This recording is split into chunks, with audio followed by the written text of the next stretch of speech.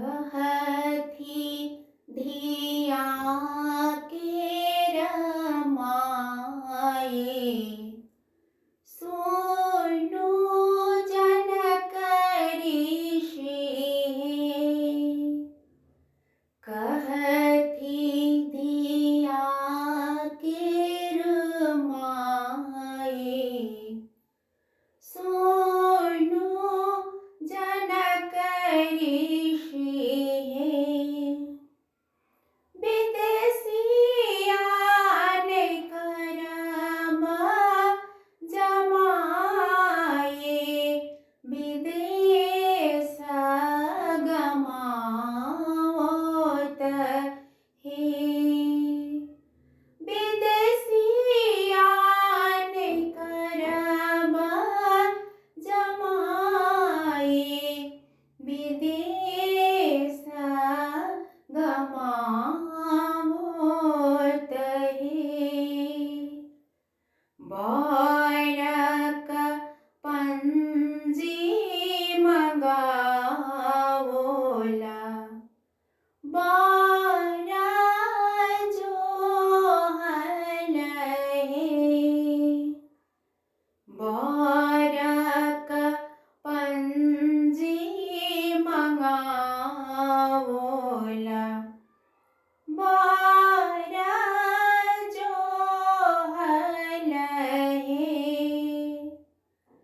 चानन देखी जोनी भूलब, पैर देखी लायब हे।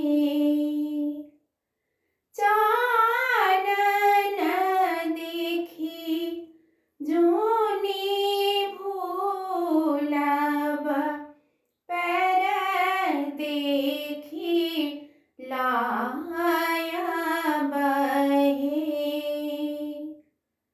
कमलक फूल सन धिया, तेहन बर लायब हे।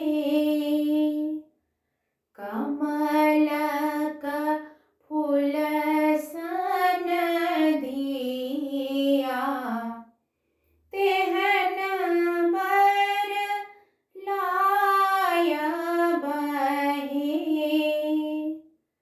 देखत जनकपुर के लोक, चकित भये जायत हे।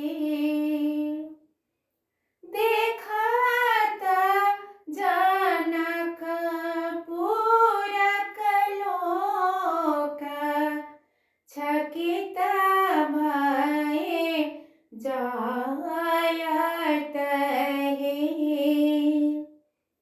भनहि विद्यापति गावोल, सुधी